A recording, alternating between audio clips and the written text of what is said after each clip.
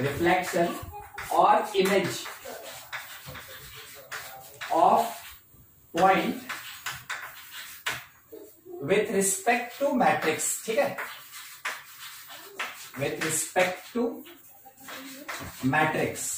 अच्छा, इसी चीज को ऐसे भी कहा जाता है ना कि इमेज मैट्रिक्स निकालिए या फिर रिफ्लेक्शन मैट्रिक्स निकालिए। ठीक है, क्वेश्चन में आपके पास ऐसे लिखा रहेगा, रिफ्लेक्शन या फिर इमेज का वर्ड कहीं मेंशन रहेगा और कहा जाएगा कि फाइंड यूजिंग मैट्रिक्स मेथड, या मैट्रिक्स मेथड में कैसे कैलकुलेशन करते हैं ये अभी सीखना है हम लोग को। ठीक है, तो अपने पास चाहे जो भी ऐसा टर्म मेंशन हो, अगर उसमें कहीं पे अगर इमेज मेंशन है तो मैट्रिक्स मेथड से कैसे सॉल्व करते हैं, बस उस बात को समझिएगा। सबसे पहला चीज है कि with respect to x axis.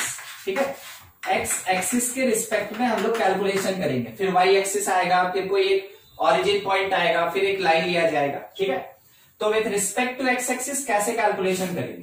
मान लीजिए जैसे कोऑर्डिनेट प्लेन है, तो हम लोग को ये पता है कि अगर कोई एक पॉइंट यहाँ पे है, ठीक है, एक पॉइंट यहाँ पे है समथिंग एक्स वाई, और अगर इस पॉइंट का reflection with respect to x axis लिया जाए तो ऑब्वियस सी बात है इसका जो इमेज बनेगा वो फोर्थ क्वाड्रेंट में बनेगा, हम उसको P डैश कहते हैं। ठीक है, P dash is image of x y, और समथिंग मान के चलिए कि इसका कोऑर्डिनेट जो है वो x1 y1 है। ठीक है, इसका कोऑर्डिनेट x1 y1 है। तो सोचिए, जैसा कि क्वाड्रेंट के अकॉर्डिंग हम लोग साइन कन्वेंशन जानते हैं, उसके साथ x1 को लिखा जा सकता है कि ये तो पॉजिटिव x के इक्वल होगा, मगर y1 को हम लोग क्या लिखेंगे कि फोर्थ क्वाड्रेंट होने के कारण ये माइनस y हो जाएगा। अगर मान ले कोई एक पॉइंट है फर्स्ट क्वाड्रेंट में, तो उसके लिए साइन कन्वेंशन क्या होगा, प्लस एंड प्लस। अगर वो पॉइंट फोर्थ क्वाड्रेंट में आता है तो साइन कन्वेंशन क्या होता है, x पॉजिटिव होता है और y नेगेटिव होता है। ठीक है, इसके अकॉर्डिंग अगर हम इसी x को, समझिएगा ध्यान से, इसी x को ऐसे लिखे 1 into x plus 0 into y, तो कहना गलत नहीं होगा। ये x जो है ये थोड़ा एक्सपेंडेड फॉर्म में 1 into x plus 0 into y लिखा जा सकता है। इस माइनस वाई को हम लोग उसी तरीके से लिख सकते हैं 0 इंटू वाई और प्लस -1 इंटू 0 इंटू एक्स और प्लस -1 इंटू 1, ऐसे एक्सपेंडेड फॉर्म में लिख सकते हैं। अब मेरे पास ये जो कोफिशिएंट्स है, देखिए आपके सामने लीनियर इक्वेशन बन गया होगा, हम बात कर रहे हैं कोफिशिएंट्स का। तो जो मेरे पास कोफिशिएंट्स है उसको यूज करके हम एक मैट्रिक्स बनाना चाहे तो लिख सकते हैं कि एक मैट्रिक्स बनेगा 1 0 0 -1 का, 1 0 0 -1 का, और इसके साथ मल्टीप्लीकेशन में कौन आया, एक्स वाई आया। और ये पूरा वैल्यूएशन है किसका, ये पूरा वैल्यूएशन x1 y1 का है, ये पूरा वैल्यूएशन x1 y1 का है। समझ में आ रहा है क्या लिखा हुआ है, आप एक बार चेक कर ले। इस वाले मैट्रिक्स जिसको हम कोफिशिएंट मैट्रिक्स कह रहे हैं, अगर इस एक्स वाई से मल्टीप्लाई कर दिया जाए तो देखिए, first row with the column x plus 0y, second row with the column 0x minus y, यानी ये वाला इक्वेशन मिला। तो अभी मेरे पास जो पॉइंट P का इमेज बन रहा था P डैश फोर्थ क्वाड्रेंट में, उसके लिए मैट्रिक्स में रिप्रेजेंटेशन हम कुछ इस तरीके से दे सकते हैं। जबकि आपको ये बात पता कि हम लोग इमेज बोल के किसका कैलकुलेशन किए, x1 y1 का, और किसका इमेज कैलकुलेट किए, xy का। तो xy किसकी तरह बिहेव करेगा, एज ऑब्जेक्ट, और x1 y1 कौन है यहाँ पे, इमेज।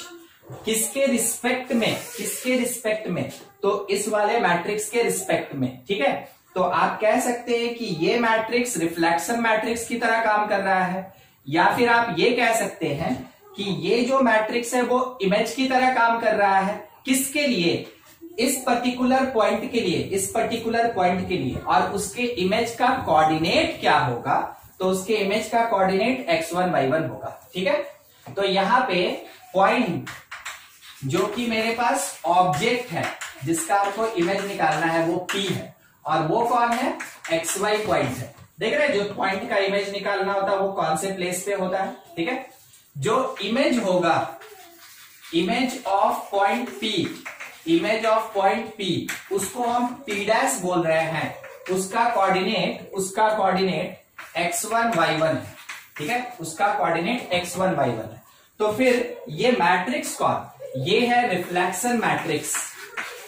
रिफ्लेक्शन मैट्रिक्स, इस पर्टिकुलर केस में रिफ्लेक्शन मैट्रिक्स कौन है?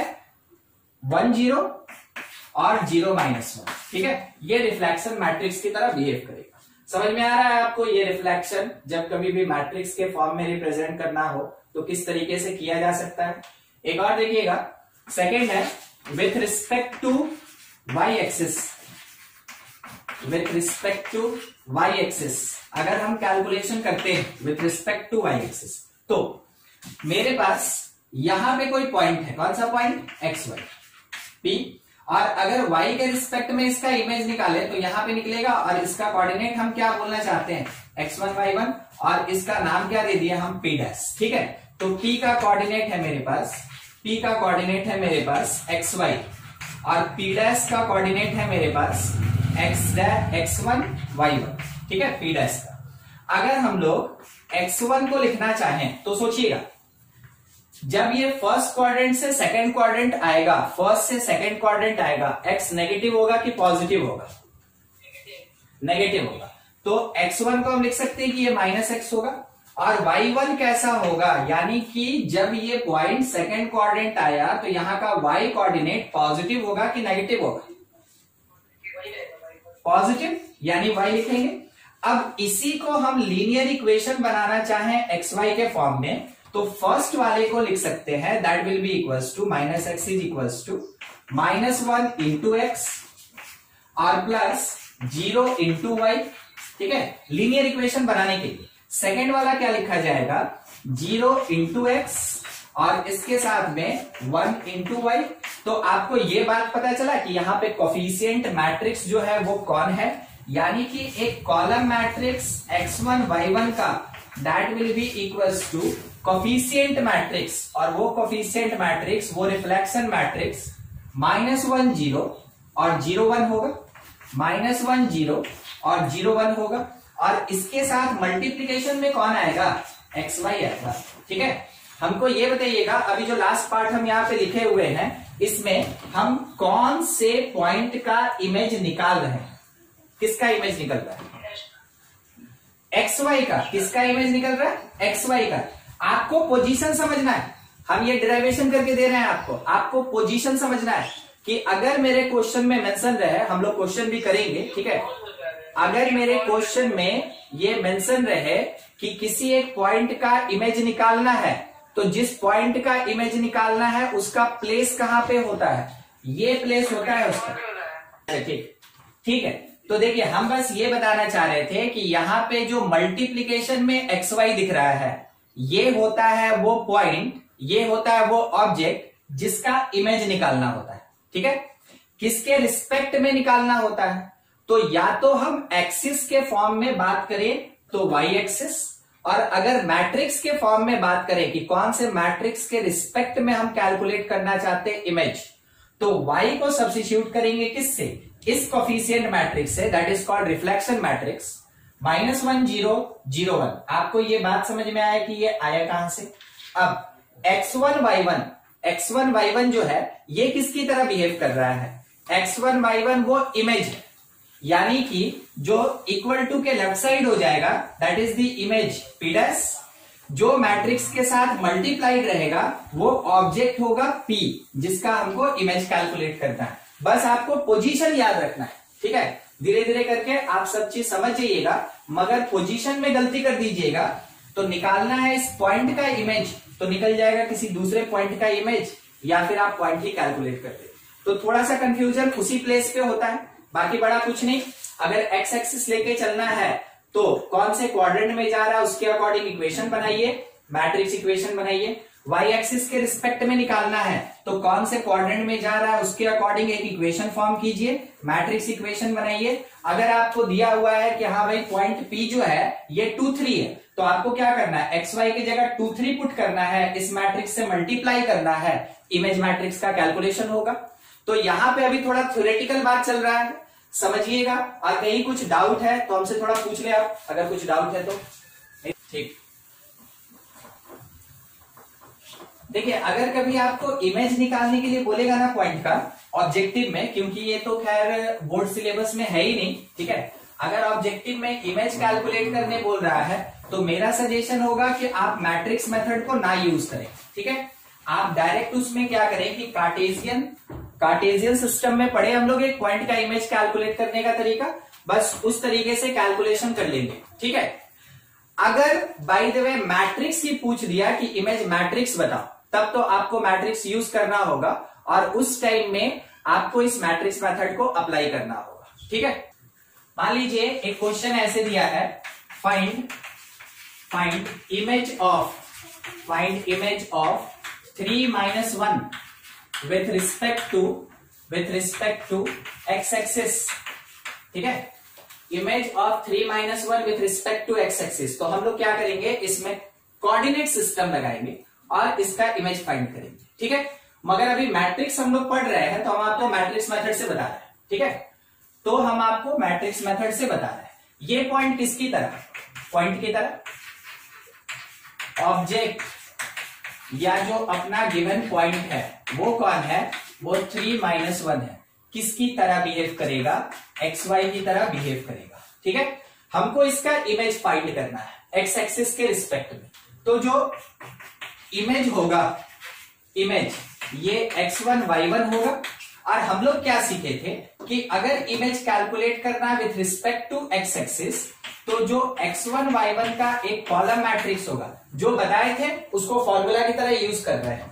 जो x1 y1 का कॉलम मैट्रिक्स होगा दैट इज इक्वल्स टू, यहां पे यूज किया जाएगा x के रिस्पेक्ट में है तो क्या आएगा 1 0 और y का नेगेटिव 0 - 1। याद आया, कोफिशिएंट मैट्रिक्स यहां पे लिखे हुए थे।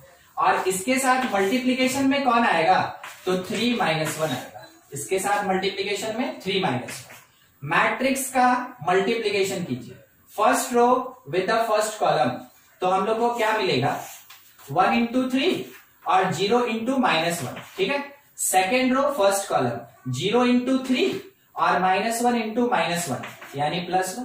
सॉल्व किए हम लोग तो 3 और 1 आया, और ये किसका वैल्यू है, ये x1 y1 का वैल्यू है।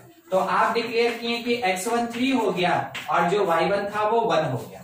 यानी कि जो इमेज पॉइंट होगा, इमेज पॉइंट, वो इमेज पॉइंट का कोऑर्डिनेट कितना आएगा, 3, 1 आएगा, ठीक है। समझ में आया। आपको बस उतना पोजीशन केवल सेट करके रखना होता है कि हम कैलकुलेशन जब कर रहे हैं तो उस पॉइंट को यहां पे पुट करेंगे जो कोफिशिएंट मैट्रिक्स के साथ मल्टीप्लाई होगा, ठीक है। चलिए आगे बढ़े, और अभी क्वेश्चन आएगा, देखते चलिए। थोड़ा और फॉर्मेट बता दें उसके बाद। Image with respect to origin, ठीक है। आप अपने से आंसर देने का कोशिश कीजिएगा। Image with respect to origin, मान लीजिए पॉइंट P है, कोऑर्डिनेट क्या है XY। मान लीजिए पॉइंट P' है, कोऑर्डिनेट क्या है x1 y1। ये किसकी तरह बिहेव कर रहा है, ये ऑब्जेक्ट पॉइंट की तरह बिहेव कर रहा है। ये किसकी तरह बिहेव करेगा, ये इमेज पॉइंट की तरह बिहेव करेगा, ठीक है। हम आपको कोऑर्डिनेट सिस्टम में थोड़ा दिखा दें कि पॉइंट, ऑब्जेक्ट पॉइंट अगर यहां है P XY, तो विथ रिस्पेक्ट टू ऑरिजिन इसका जो इमेज बनेगा वो कहां बनेगा, थर्ड क्वाड्रेंट में P'। क्या होगा, x1 y। देखिए अगर कोऑर्डिनेट सिस्टम लगाएंगे तब तो मैं आंसर तुरंत आ गया कि -x और -y होगा। मगर बाय द वे अगर इसके बीच का मैट्रिक्स पूछ दिया, रिफ्लेक्शन मैट्रिक्स पूछ दिया, तब तो आपको मैट्रिक्स मेथड से ही चलना होगा।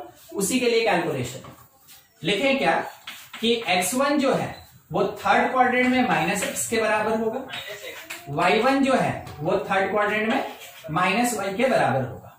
इसी में x1 को -1 × x और +0 × y लिख सकते हैं।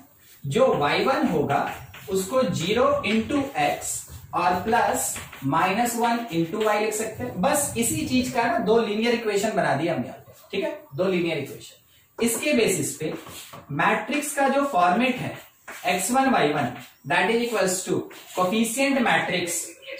कोफिशिएंट मैट्रिक्स में क्या आएगा बोलिए तो, -1 0 0 -1 -1 0 0 -1, और इसके साथ यहां मल्टीप्लीकेशन में XY रहेगा, ठीक है। तो ये जो कोफिशिएंट मैट्रिक्स है, ये जो रिफ्लेक्शन मैट्रिक्स है, ये किसको रिप्रेजेंट करता है, ये रिप्रेजेंट करता है कि image with respect to origin, ठीक है, ये जो कोफिशिएंट मैट्रिक्स है, रिफ्लेक्शन मैट्रिक्स है, ये किसको रिप्रेजेंट कर रहा है? ये रिप्रेजेंट कर रहा है image with respect to x axis. तो अगर आप इसको याद रख सकते हैं तो बहुत बढ़िया चीज है। अगर आप इस बात को इसके साथ रिलेट करके याद रख सकते हैं तो बहुत सारा ऑब्जेक्टिव क्वेश्चन है जो तुरंत बन जाएगा, टिक मार के आगे बढ़ जाना हम लोग को, ठीक है। चलिए ठीक, इतना हो गया। आपको एक क्वेश्चन दे रहे हैं, आप इसको नोट कर लेंगे, ठीक है, और इस क्वेश्चन को बनाएंगे। Find image of 3, 1 with respect to origin and reflection matrix। लिखना तो छोड़ ही दिए थे, भूल गए थे हम, रिफ्लेक्शन मैट्रिक्स, ठीक है उमन, हमको पता है कि आप कोऑर्डिनेट लगा दिए, आंसर हमको तुरंत बता दिए, मगर अब हमको रिफ्लेक्शन मैट्रिक्स भी चाहिए। चलिए इसको नोट करेंगे और इसको कंप्लीट क्या होगा। हाँ एकदम ठीक, सब चीज बोर्ड पे ही है, बस जुगाड़ करना है, ठीक है। स्क्रीनशॉट ले ले फिर आगे बढ़ा जाए।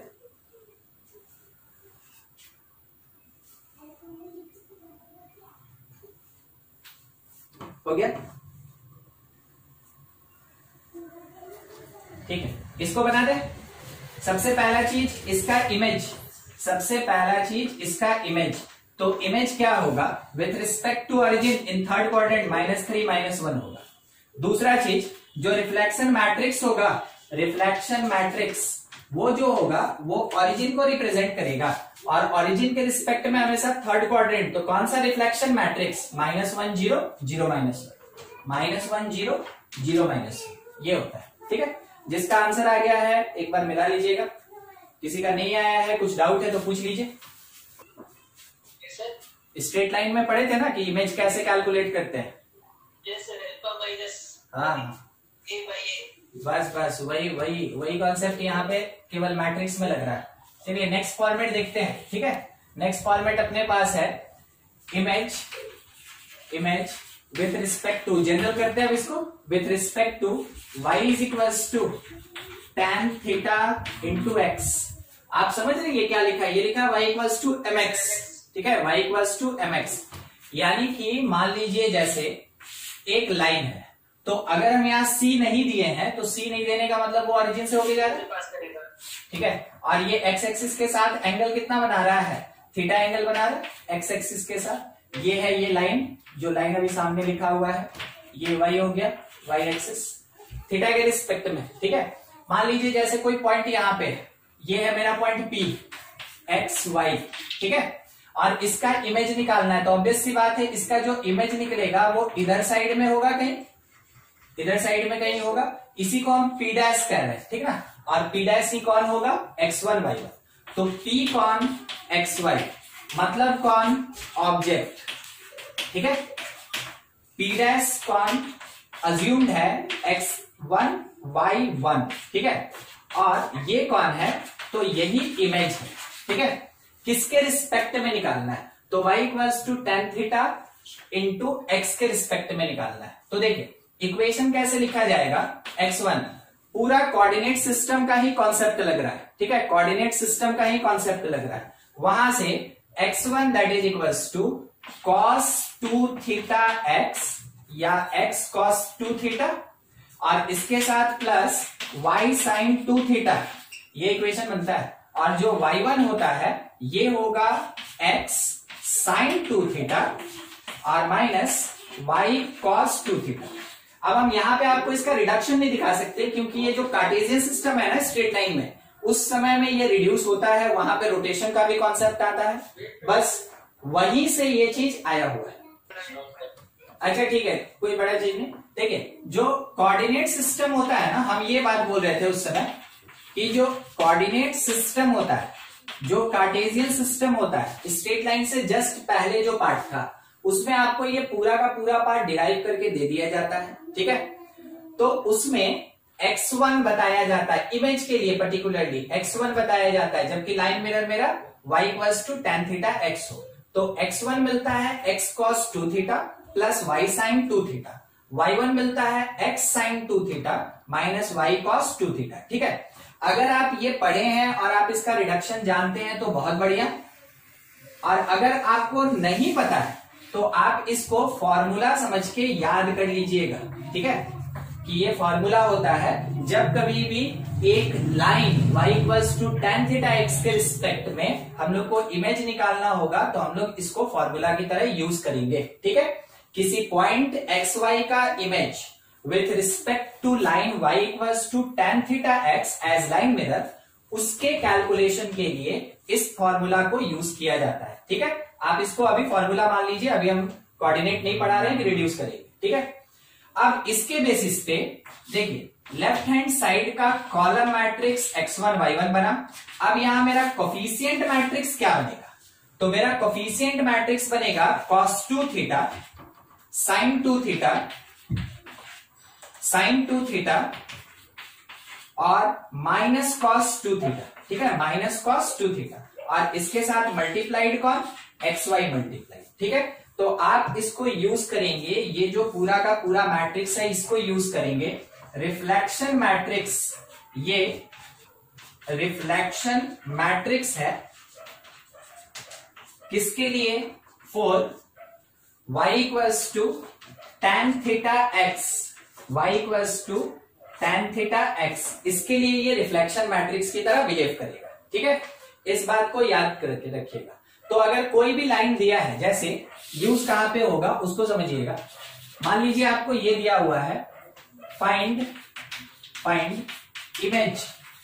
Image of 2 - 1 with respect to line y is equals to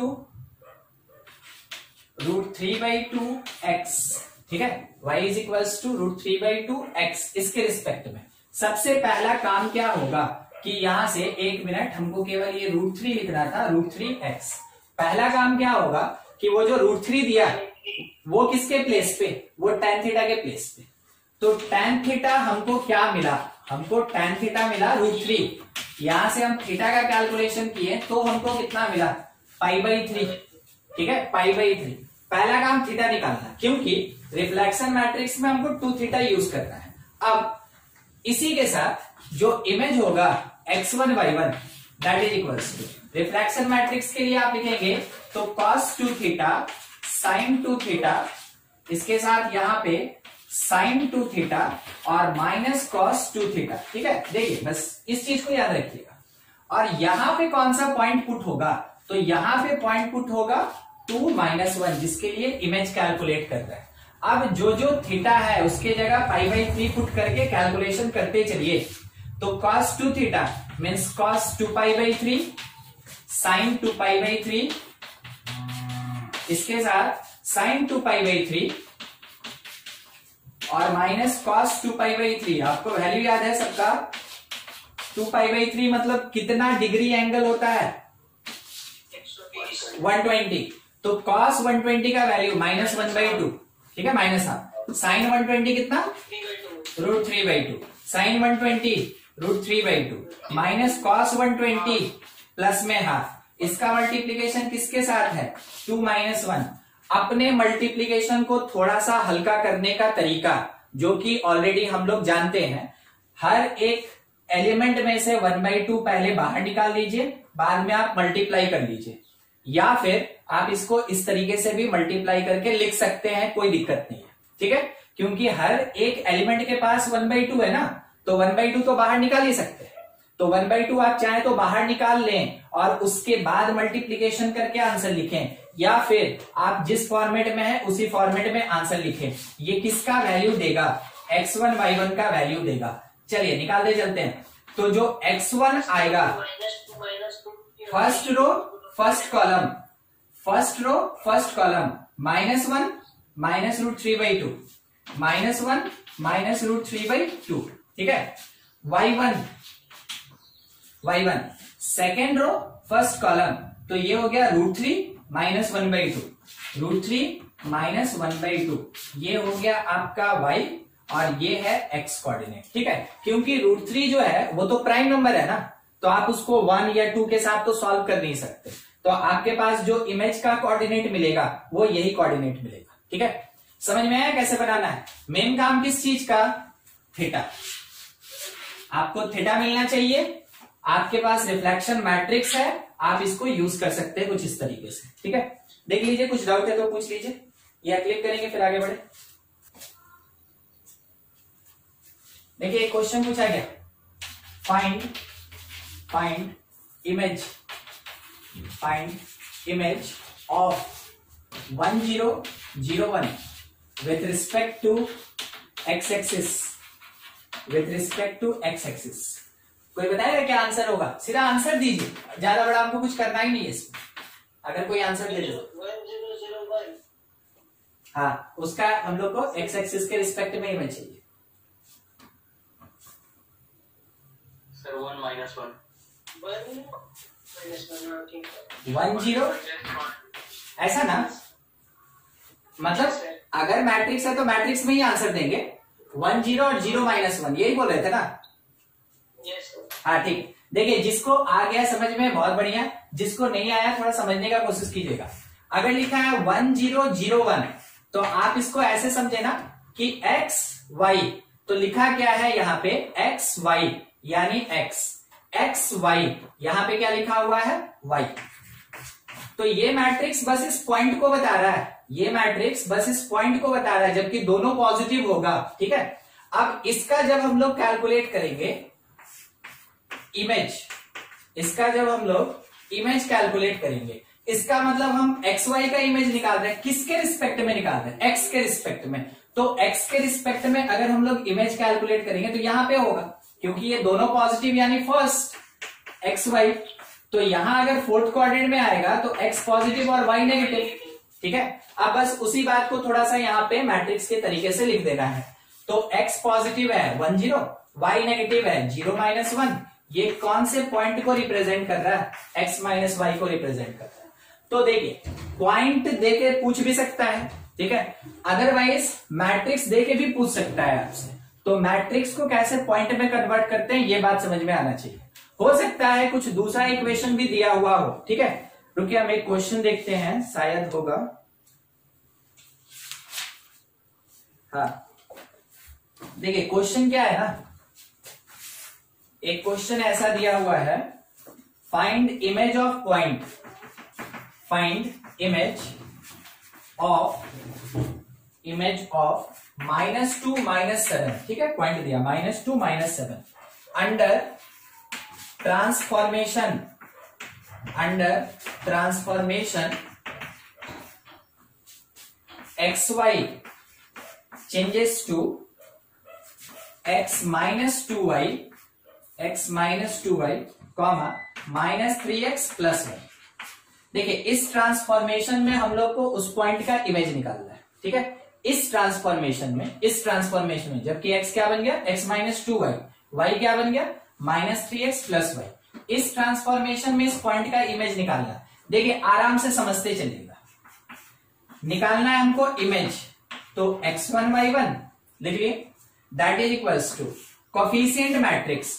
तो इतना देर से यही तो सीख रहे थे कि ऐसा ऐसा कोई इक्वेशन रहेगा तो कोफिशिएंट मैट्रिक्स कैसे बनाते हैं। ये तो इक्वेशन बना के दे दिया, इससे पहले वाले में तो हम लोग को खुद से बनाना होता था। ठीक है, क्या कोफिशिएंट x का 1, y का -2, 1 - 2, x का -3 और y का कितना 1, बन गया कोफिशिएंट मैट्रिक्स। समझ में आया यहां से कोफिशिएंट मैट्रिक्स।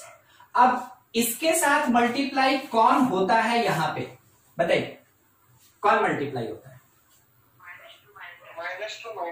वही पॉइंट होता है जिसका इमेज निकालना होता है। ठीक है, वो पॉइंट होता है यहां मल्टीप्लाई जिसका इमेज कैलकुलेट करना होता है। तो लिखेंगे -2 - 7।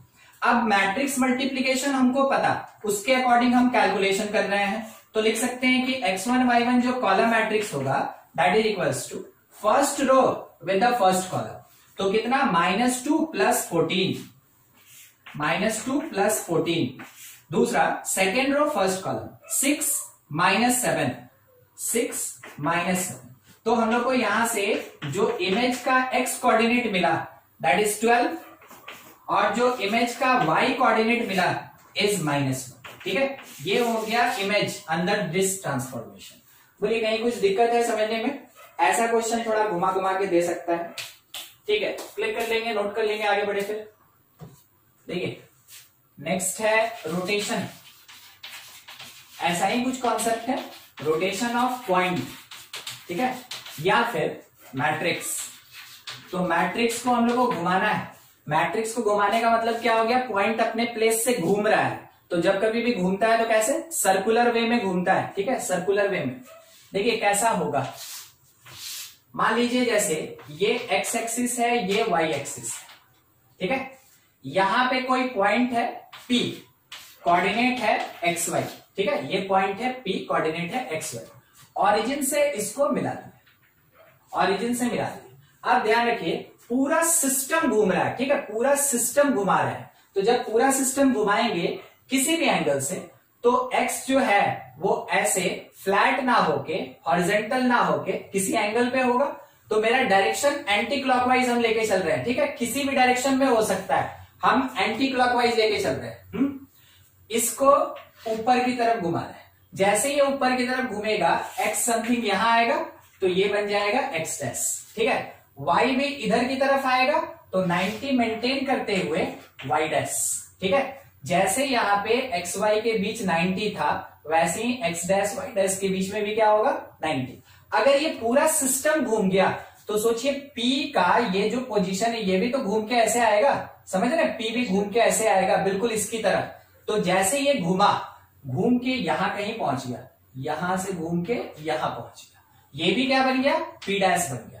अब इस ओरिजिन के रिस्पेक्ट में हम लेके चलते हैं।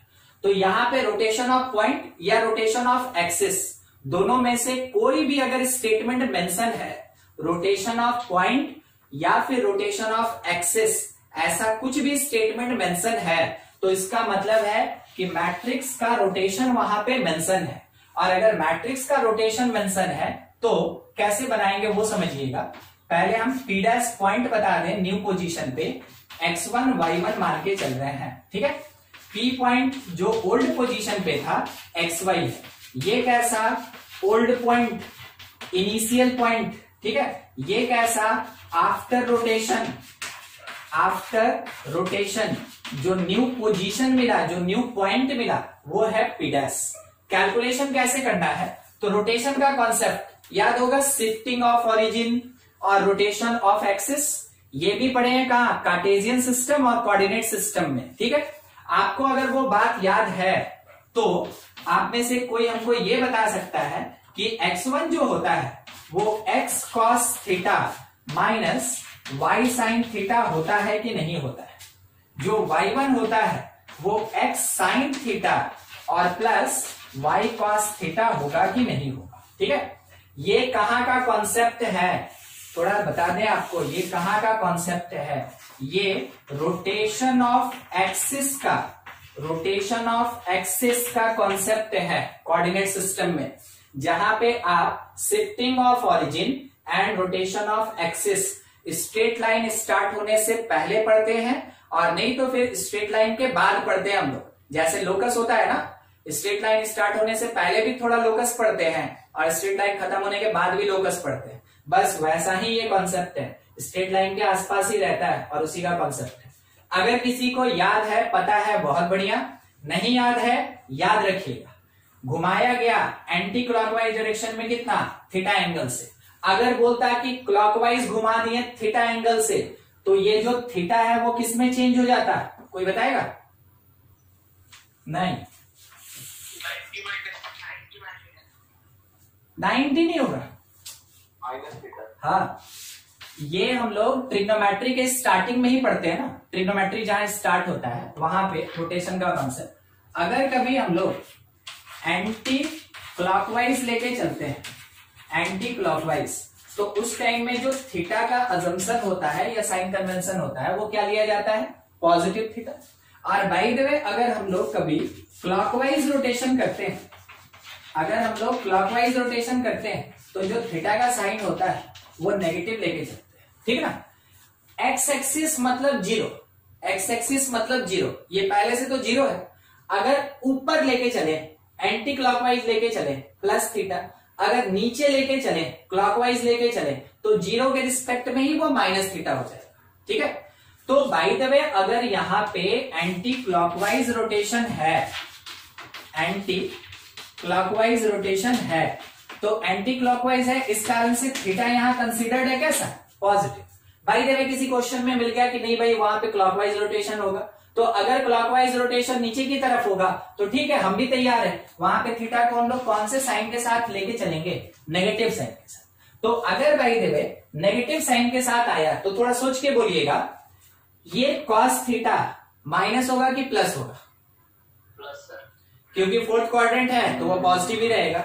ये साइन थीटा माइनस, ये माइनस, यानी हमको ये लिखना चाहिए ना कि अगर by the way clockwise rotation हो गया तो जो x1 होगा that is equals to x cos theta, और इसके साथ प्लस में y sin थीटा, ये माइनस प्लस हो जाएगा, और तब y1 क्या लिखा जाएगा, y1 लिखा जाएगा माइनस x sin थीटा, क्योंकि थीटा की जगह माइनस थीटा पुट कर रहे हैं, और ये क्या हो जाएगा plus y cos theta.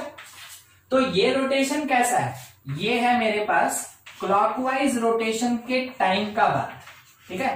Clockwise rotation अगर होता है तो हम इक्वेशन को ऐसे यूज करेंगे, और ये अभी अभी क्या हुआ है, ये एंटी क्लॉकवाइज रोटेशन हुआ है, एंटी क्लॉकवाइज रोटेशन हुआ है, ठीक है। तो हम क्लॉकवाइज को अभी छोड़ते हैं, आप इसी के तरीके से बस समझ लीजिएगा कि क्या हो सकता है। एंटी क्लॉकवाइज में डिस्कशन थोड़ा आगे बढ़ाते हैं, ठीक है। अगर ये इस पोजीशन पे आ गया तो लेफ्ट हैंड साइड का एक कॉलम मैट्रिक्स होगा x1 y1, जो न्यू पोजीशन पे है, लिखे थे ना कहीं हम लोग, न्यू पोजीशन आफ्टर रोटेशन, और इसके साथ इक्वल टू में यहां पे एक कोफिशिएंट मैट्रिक्स आएगा, और वो कोफिशिएंट मैट्रिक्स में x cos थीटा, तो यूज क्या करेंगे cos theta, minus y sin theta, use क्या करेंगे माइनस sin थीटा। सेम वैसे ही x के प्लेस पे sin थीटा, और यहां सेकेंड ये आएगा cos थीटा, और इसके साथ मल्टीप्लीकेशन में कौन xy, थोड़ा बढ़िया से देख के समझिएगा, जो न्यू पोजीशन का कोऑर्डिनेट निकालना है x1 y1 is equals to coefficient matrix multiplied by जो ओल्ड पोजीशन का पॉइंट हुआ करता था, ठीक है।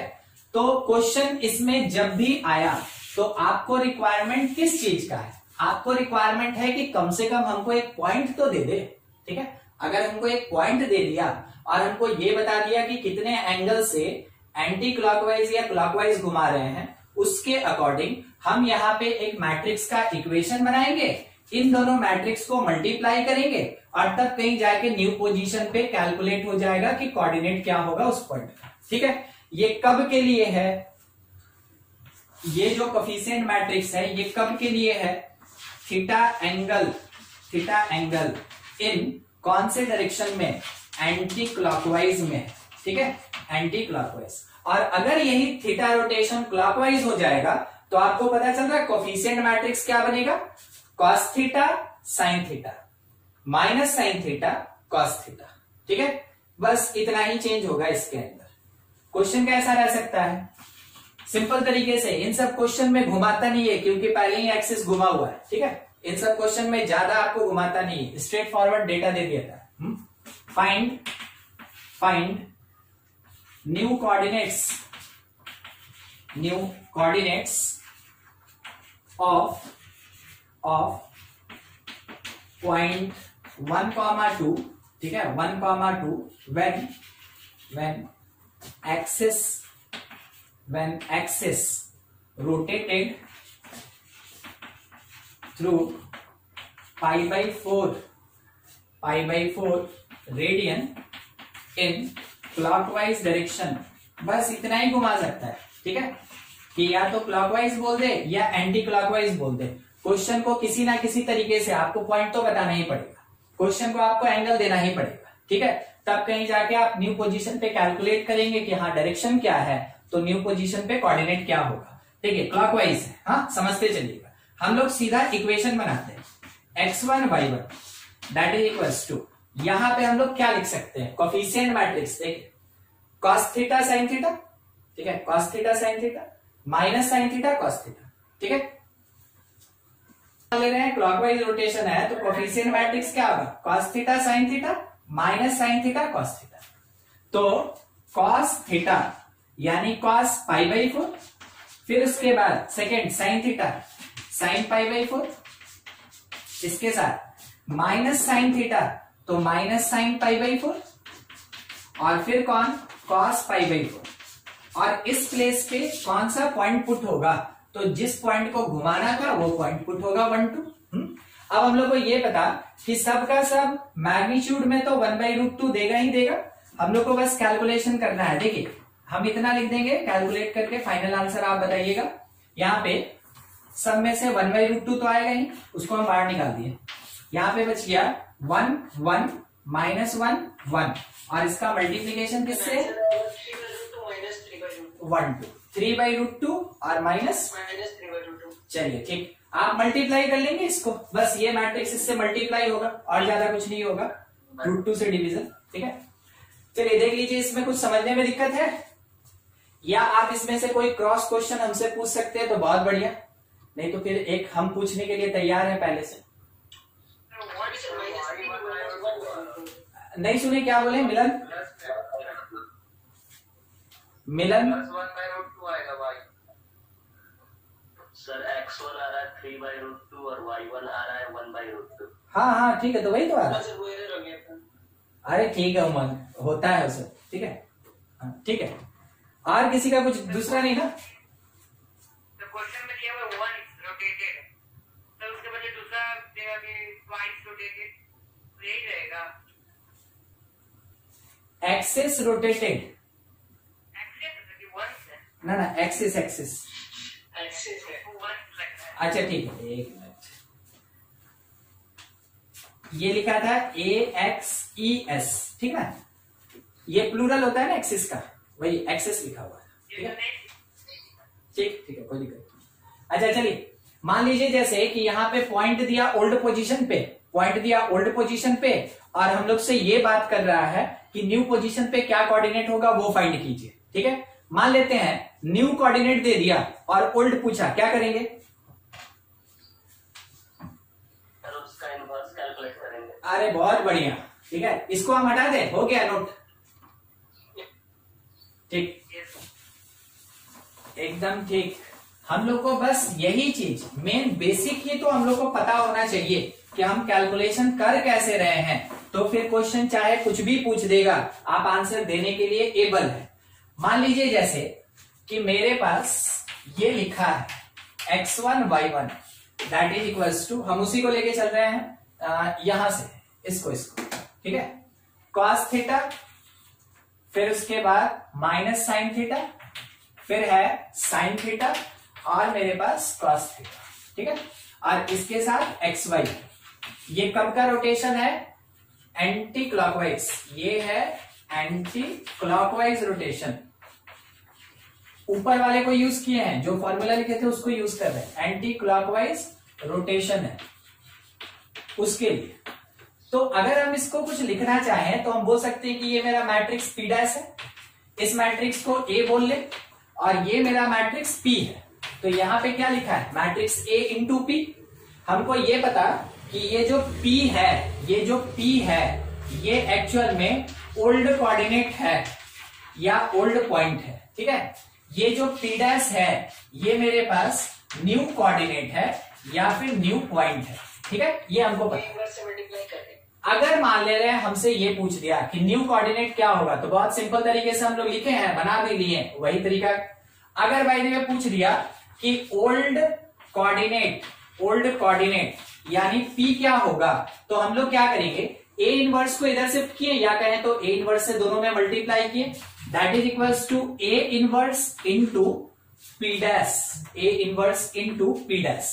तो A इनवर्स मेरे पास मैट्रिक्स है, कुछ एंगल दिया रहेगा तो वो बहुत छोटा सा मैट्रिक्स हो जाएगा, उसका इनवर्स निकालना कोई मुश्किल नहीं, क्योंकि 2 डायमेंशन में बात कर रहे हैं। तो ये जब कभी भी आएगा तो वो कौन से तरीके का आएगा? 2x2। वो जब भी आएगा तो 2x2। अगर बाय द वे वो 2x2 का है तो मैट्रिक्स का इनवर्स निकालना उतना भी मुश्किल नहीं होता है, वो तुरंत एक स्टेप में आ जाता है। हम लोग को कैलकुलेशन वैसे ही करना है। जब वो चीज आ जाएगा उसके बाद हम क्या कर सकते हैं कि इस वाले रिलेशन को यूज करके ओल्ड कोऑर्डिनेट निकाल सकते हैं, जबकि न्यू कोऑर्डिनेट मेरे पास प्रोवाइडेड होगा। तो इसको कब यूज करेंगे? Use when new coordinates provided. New coordinates provided, जब कभी भी ये प्रोवाइडेड होगा न्यू कोऑर्डिनेट, तब कहीं जाके ओल्ड कोऑर्डिनेट के कैलकुलेशन के लिए आप इस फॉर्मेट फार्मूला को यूज कर सकते हैं। ठीक है, चलिए कंप्लीट कीजिए, फिर आगे बढ़ा जाए। हो गया, रोटेशन इतना ही होता है, इमेज इतना ही होता है। ठीक है, रोटेशन ऑफ एक्सिस के लिए कौन सा बुक होगा? क्वेश्चन आपको इसका अरिहंत में मिलेगा और सिंगेज का जेई मेन में नहीं मिलेगा। सिंगेज का जो जेई मेन एडवांस्ड होता है तो उसमें मिलेगा। हाँ, उसमें मिलेगा। ठीक है, चलिए ठीक, इतना हो गया, आगे बढ़ते हैं थोड़ा। अब आपका काम है, बनाइएगा, जहां डाउट होगा हमसे पूछ लीजिएगा। नेक्स्ट अपने पास है आइजीन वैल्यू। आइजीन वैल्यू और कैरेक्टरिस्टिक इक्वेशन, और characteristic equation of matrix. Matrix का आइजीन वैल्यू क्या होता है या मैट्रिक्स का कैरेक्टरिस्टिक इक्वेशन क्या होता है, वो कैलकुलेशन करना है। ठीक है, तो बस एक वैल्यूएशन है, उसको आइजीन वैल्यू कहते हैं। देखेंगे अभी किसको आइजीन कहते हैं। देखिए होता क्या है कि जो कैरेक्टरिस्टिक इक्वेशन है वो लिखा जाता है। ठीक है, वो बेस है कैरेक्टरिस्टिक इक्वेशन। वो कैरेक्टरिस्टिक इक्वेशन ऐसा होता है कि matrix A multiplied by matrix X, कोई वेरिएबल मैट्रिक्स एक्स से मैट्रिक्स ए का मल्टीप्लीकेशन किए, that is equals to lambda multiplied by X. अरे कौन है, कौन किसका मैसेज आ गया? ठीक है, मैसेज थोड़ा संभाल के रखिए। ठीक है, दैट इज इक्वल्स टू यहां पे lambda multiplied by matrix X. ठीक है, A into X that is equals to lambda into X. ध्यान रखिएगा, यहां पे जो लैम्डा है नहीं कर सकते। यहां पे लैम्डा जो है वो एक कांस्टेंट है, उसी को तो बोल रहा है ना, कैरेक्टरिस्टिक इक्वेशन कह रहा है, तो हम उसको काट नहीं सकते। अगर वेरिएबल हम कट कर देंगे तो हम कैलकुलेशन किस चीज का करेंगे, समझ रहे हैं? तो वेरिएबल को काटते नहीं। देखिए आपको वो बात हम एक लाइन में ऐसे भी समझा दें, अगर ए स्क्वायर इक्वल्स टू ए होता है, ए स्क्वायर इक्वल्स टू ए होता है, तो हम लोग इसको एक तरफ शिफ्ट करके और तब ना ऐसे आंसर निकालते हैं, समझे? Yes sir. हाँ, बस वही चीज है। ठीक है, काटते नहीं है। अगर हम लोग कट कर देंगे तो फिर कैलकुलेशन के लिए अपने पास बचेगा नहीं आंसर। इसीलिए हम लोग क्या करेंगे, इसको वैसे ही रखेंगे। और ध्यान रखिएगा, ये कैरेक्टरिस्टिक इक्वेशन हो गया एक मैट्रिक्स का, a into X that is equals to lambda X, जबकि लैम्डा यहाँ पे कांस्टेंट है, और यही जो लैम्डा होता है it is called eigen value. Eigen value of matrix A, ये मैट्रिक्स ए का आइजीन वैल्यू होता है। यानी कि लैम्डा कोई मैट्रिक्स नहीं है, ए मैट्रिक्स है, एक्स मैट्रिक्स है, लैम्डा कांस्टेंट है, एक्स मैट्रिक्स है। ठीक है, उसी चीज को अगर हम लोग अरेंज कर दें, इसी को अगर हम लोग अरेंज कर दें तो लेफ्ट साइड लेके आ गए तो लिख सकते हैं A X minus lambda X is equals to null matrix, क्योंकि मैट्रिक्स है। इसी में अगर हम x को कॉमन ले लें तो x कॉमन आएगा तो पोस्ट आएगा कि प्री आएगा? पोस्ट आएगा। तो हम ये लिख सकते हैं a minus lambda into X that is equals to null matrix. लिखा जा सकता है that is equals to null matrix. बोलिए, समझे? इन दोनों में से x को कॉमन ले लिए, पोस्ट कॉमन आया, that is equals to null matrix. अब थोड़ा सोचिएगा, A मैट्रिक्स है, लैम्डा कांस्टेंट है, कभी ऐसे एग्जिस्ट नहीं करेगा, तो इस लैम्डा को मैट्रिक्स बनाने के लिए यहां पे किसका प्रेजेंट होना जरूरी? आइडेंटिटी का। ठीक है, तो A minus lambda I matrix minus matrix multiplied by matrix that will be equals to क्या? Null matrix. ठीक है, इस इक्वेशन में कोई दिक्कत है किसी को? ठीक है, अब इसी में से आपको ये पता कि जो मैट्रिक्स x है it never equals to null matrix. ये कभी भी नल मैट्रिक्स नहीं हो सकता है, क्योंकि अगर x है तो x का मतलब है कि ये वेरिएबल्स कंटेन कर रहा है, और वेरिएबल्स मेरा नल मैट्रिक्स नहीं होगा।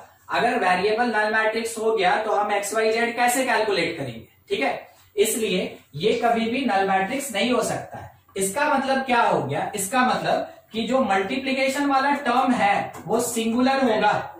Therefore a minus lambda I, a minus lambda I is singular matrix. ये क्या होगा, एक सिंगुलर मैट्रिक्स होगा, ठीक है, सिंगुलर मैट्रिक्स। अगर बाय द वे आप किसी क्वेश्चन को सॉल्व कर रहे हैं और उस क्वेश्चन में पूछा कि कैरेक्टरिस्टिक इक्वेशन किसी एक मैट्रिक्स का क्या होगा, आपका पहला अटेम्प्ट होगा कि ax equals to lambda X. अगर आपके ऑप्शन में ये नहीं मिला तो आप इस चीज को कैरेक्टरिस्टिक इक्वेशन कहते हैं, ठीक है। मगर क्या ये इक्वेशन के फॉर्म में है, नहीं है, तो कैसे बनेगा देखिए। अरे नहीं, a minus lambda I, a minus lambda I is singular matrix. कौन होता है सिंगुलर मैट्रिक्स, जिसका डिटरमिनेंट जीरो होगा। यानी कि इस चीज को अगर हम मैट्रिक्स इक्वेशन के फॉर्म में दिखाना चाहें तो हम लिखेंगे कि determinant of a minus lambda I that is equals to zero. Determinant of a minus lambda I that is equals to zero. It is the characteristic equation, characteristic equation in determinant form, in determinant form, ठीक है। तो अगर matrix form का characteristic equation पूछा, ये है मेरा characteristic equation. अगर डिटरमिनेंट फॉर्म का कैरेक्टरिस्टिक इक्वेशन पूछा, ये है मेरा कैरेक्टरिस्टिक इक्वेशन। अगर केवल कैरेक्टरिस्टिक इक्वेशन पूछा, हम अपने ऑप्शन में देखेंगे ये प्रेजेंट है कि ये प्रेजेंट है, दोनों में से कोई एक ही रहेगा, जो रहेगा आप उसको टिक कर देंगे, ठीक है। ये डायरेक्ट सवाल पूछा जाता है कि कैरेक्टरिस्टिक इक्वेशन एक मैट्रिक्स का क्या होगा। तो अगर ये प्रेजेंट है तो ये कैरेक्टरिस्टिक है, ये नहीं है तो आपको ढूंढना है इस पार्ट को, ठीक है। कैलकुलेशन थोड़ा सा इसमें लेंदी जाएगा, समझिएगा। देखिए a minus lambda equals to zero is the characteristic equation in determinant form. और जबकि लैम्डा कौन है, lambda is the eigen value, lambda is eigen value of matrix A, वो मैट्रिक्स A का आइजीन वैल्यू है, ठीक है। अब हम लोग को ये कैलकुलेशन करना है, इसका लैम्डा का कैलकुलेशन करना है। तो मान लीजिए जैसे कोई एक क्वेश्चन हम ले लें, एक मिनट,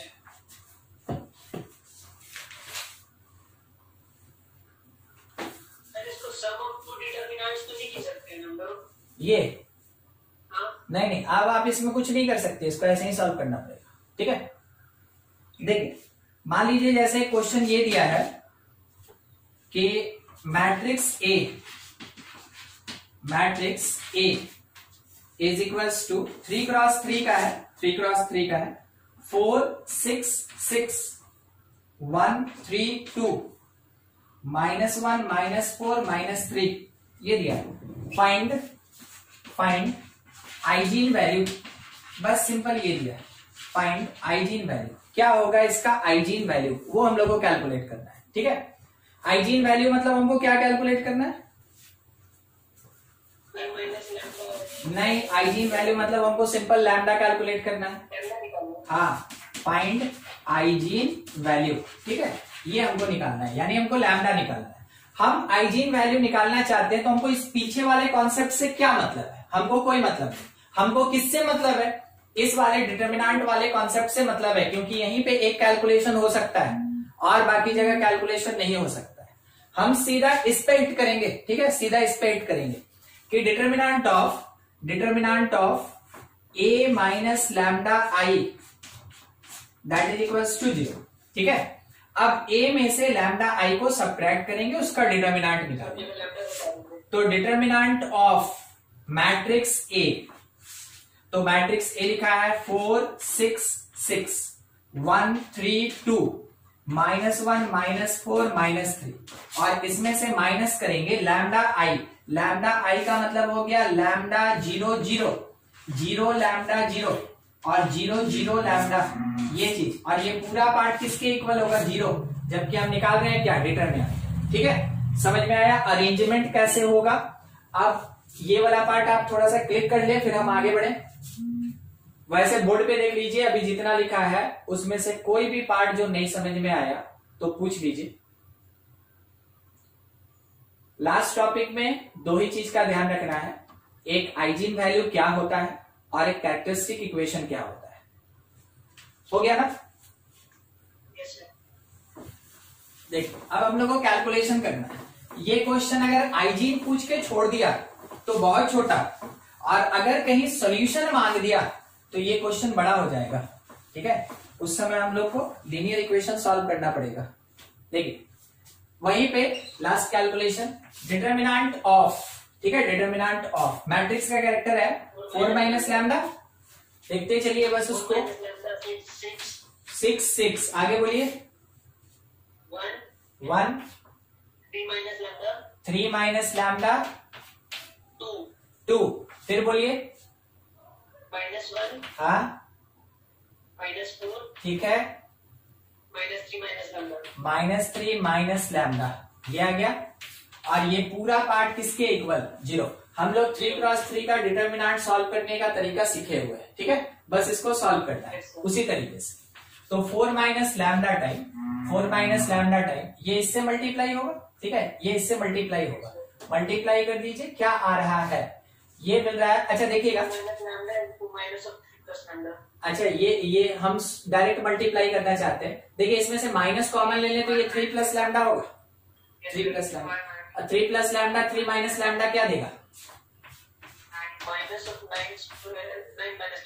9 माइनस लैम्डा स्क्वायर। ए प्लस बी और ए माइनस बी है तो ए स्क्वायर माइनस बी स्क्वायर, क्योंकि माइनस कॉमन लिए थे लगा दिए यहाँ पे।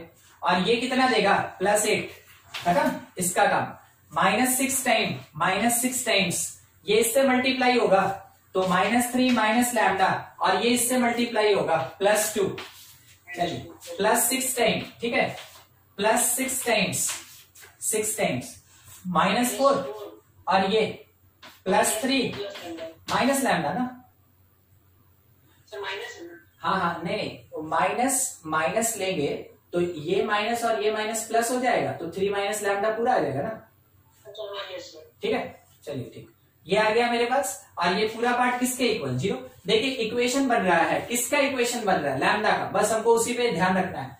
तो मेरे पास आया 4 माइनस लैम्डा, इसके साथ में ये जो टर्म है देखिएगा -1 लैम्डा स्क्वायर -1 ये वाला पार्ट, तो ये -1 -6 तो +6, और माइनस लैम्डा 6 से मल्टीप्लाई 6 लैम्डा। यहां बढ़िए, ये -1 6 से मल्टीप्लाई -6, और ये -6 lambda, that is equals to 0।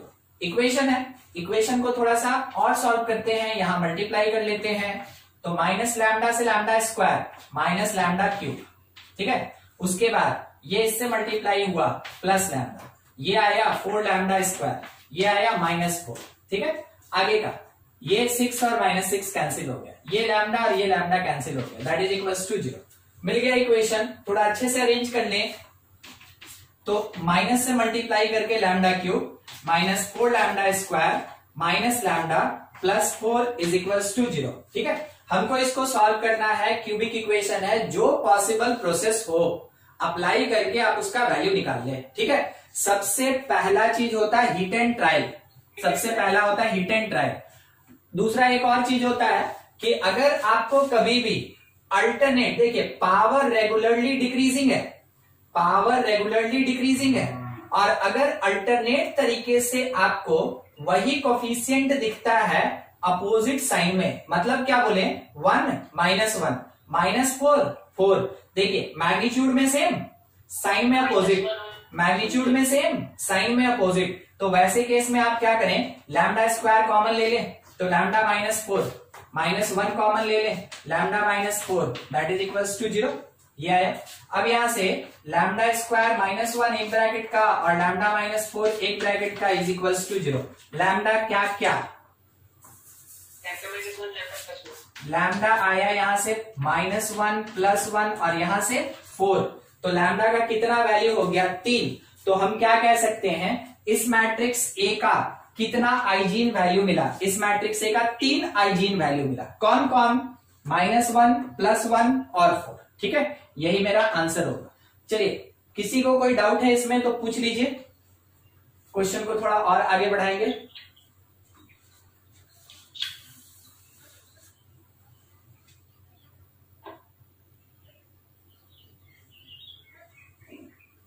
कोई डाउट नहीं? ठीक, हम इसको रहने दे रहे हैं। देखिए इसी क्वेश्चन को थोड़ा और एक्सटेंड कर रहे हैं। अब जब इतना लंबा बना ही दिए हैं तो थोड़ा और एक्सटेंड करके इसी में सॉल्यूशन बता देते हैं आपको।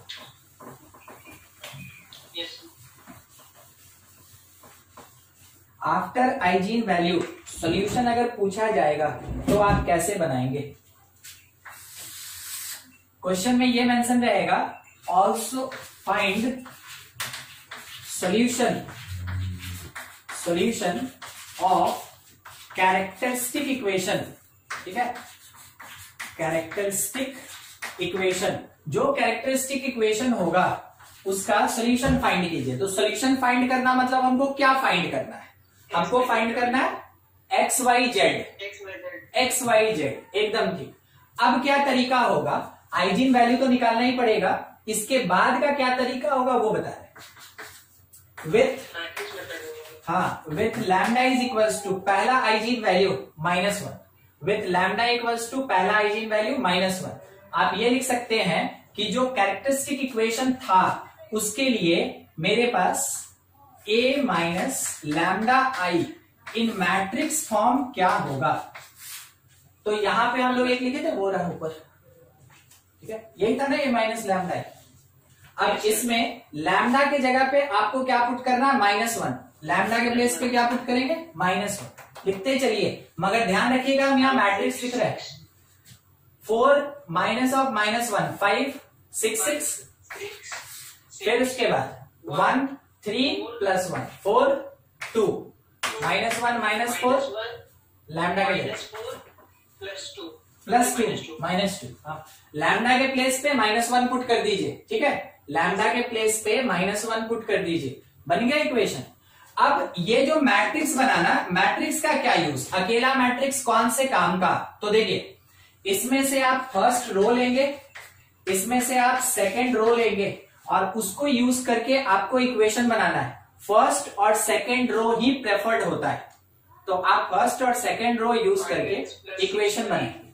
तो आप लिख सकते हैं 5x + 6y + 6z 0, क्योंकि आपको याद है ना ये पूरा पार्ट 0 हुआ करता था। ठीक है, 0। सेकंड वाला x + 4y = 0। अब देखिए मेरे पास 2 इक्वेशन और अननोन कितना? 3। तो क्रॉस मल्टीप्लीकेशन मेथड यूज करते हैं सॉल्व करने में, बस उसी चीज को यूज करेंगे। तो x/12 -24 that is equals to -y/10। ठीक है, डायरेक्शन मेरा सेम है इसलिए माइनस ले लिए, और यहां से -6 इज इक्वल्स टू z/20 -6 ठीक है।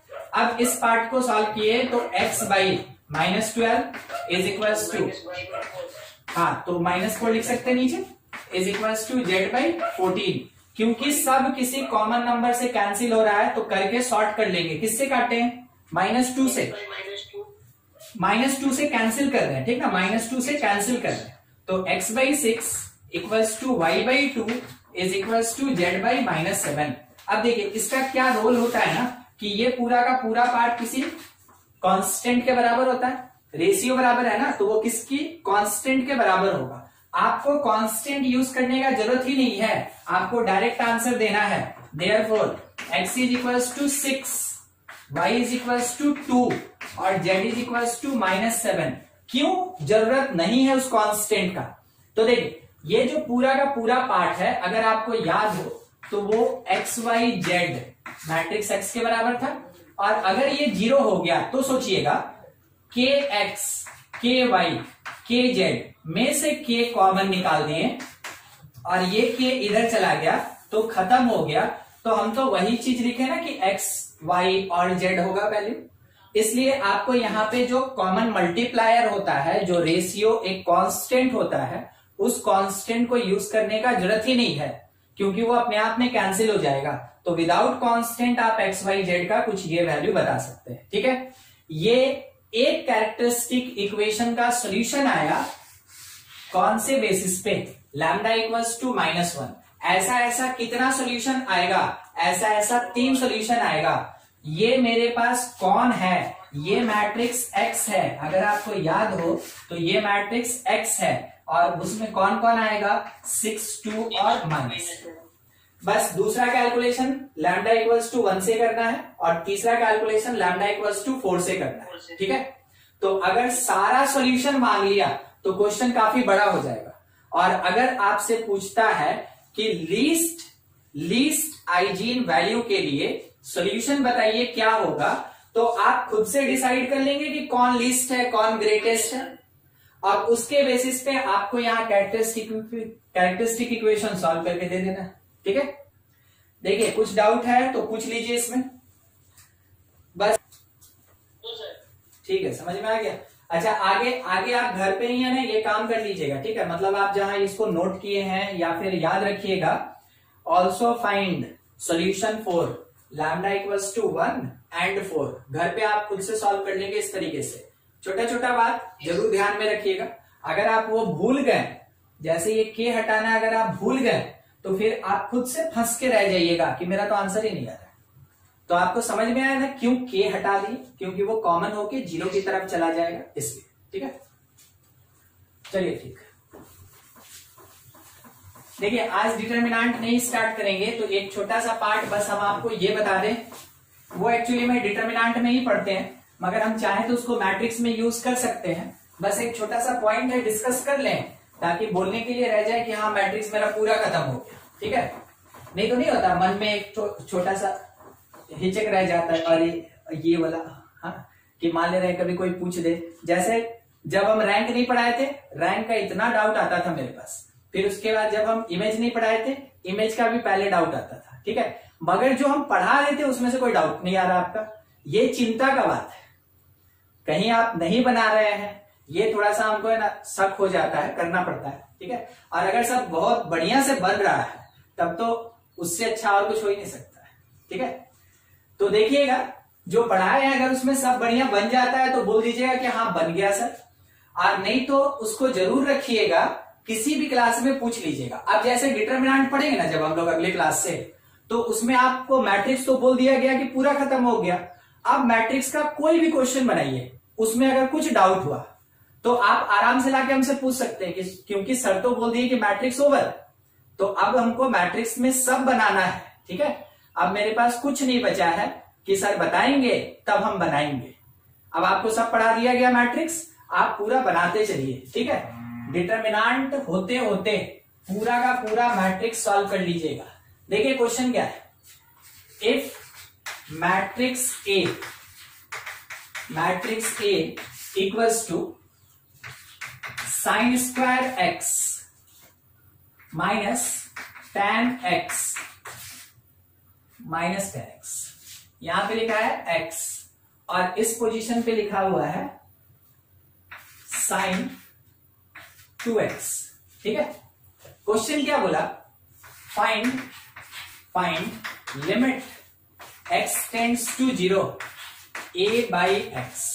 देखिए लिमिट जुड़ गया मैट्रिक्स के साथ। ठीक है, क्वेश्चन का डिमांड क्या है कि लिमिट निकालो। किस चीज का निकाले, जब मैट्रिक्स a x से डिवाइड होगा तब। देखिए इसमें कुछ नया बात नहीं है, बस नया आपको यहां बना के दिखा दिया गया कि calculus applicable over algebra, limit applied over matrix, बस यही चीज आपको नया बना के दिखा दिया गया, अदरवाइज कुछ नया नहीं है। समझिएगा, ये बोला कि लिमिट निकालो, अब पूछे किसका निकालना है, वो बोला मैट्रिक्स ए को जब x से डिवाइड करोगे ना तब जाके कैलकुलेट करना। हम बोले ठीक है, मेरा पहला काम तो ये होगा, हम कैलकुलेट किए a बाई एक्स, मेरा पहला कैलकुलेशन हुआ a बाई एक्स। हम लिखे कि sign square x by x, हम लिखे minus ten x by x, लिखा गया x बाई एक्स, लिखा गया साइन 2x बाई एक्स।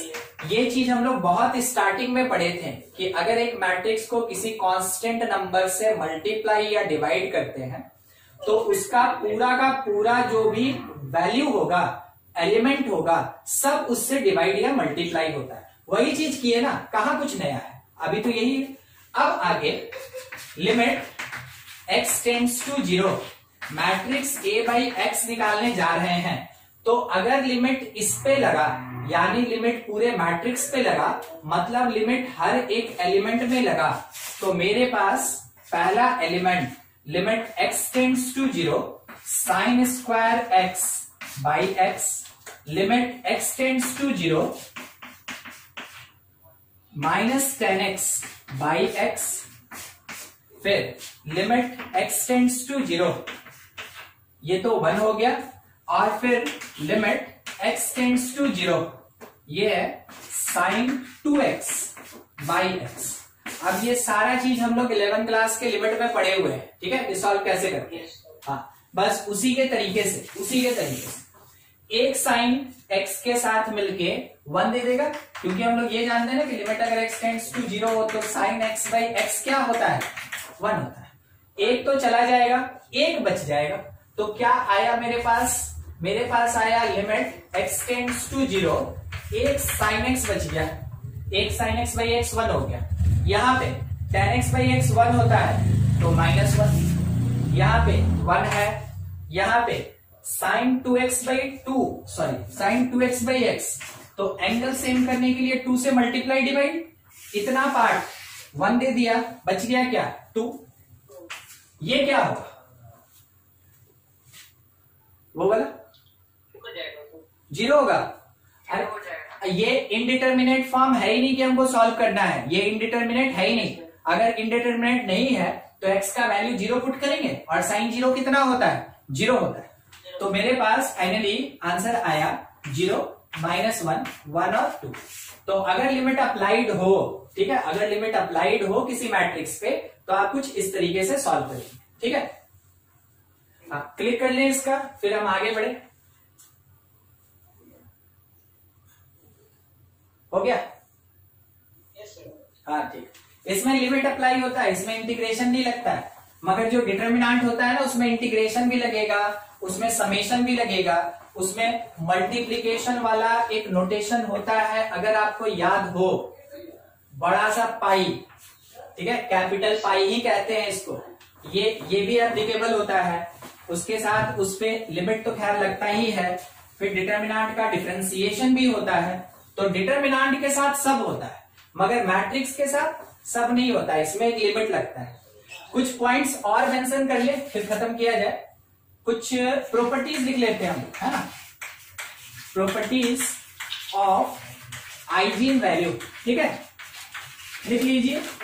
हमको उस टाइम में 1-2 पे डील किए, बाकी सारा लिस्टिंग नहीं कराए थे, ये भी खत्म ही कर लेते हैं। प्रॉपर्टीज ऑफ आइजीन वैल्यू, सबसे पहला चीज कि सम of all hygiene values, sum of all hygiene values, that is equals to trace of matrix, that is equals to trace of matrix। trace याद है, trace sum of diagonal elements, हाँ, diagonal elements का जो सम होता है वही trace कहलाता है। अभी आप एक क्वेश्चन में देखे थे ना, आइजीन वैल्यू कितना आया था, 3, हाँ, तीनों को ऐड करेंगे तो वो हुआ सम ऑफ ऑल आइजीन वैल्यू, ठीक है, और वो किसके इक्वल, ट्रेस ऑफ मैट्रिक्स के इक्वल होता है।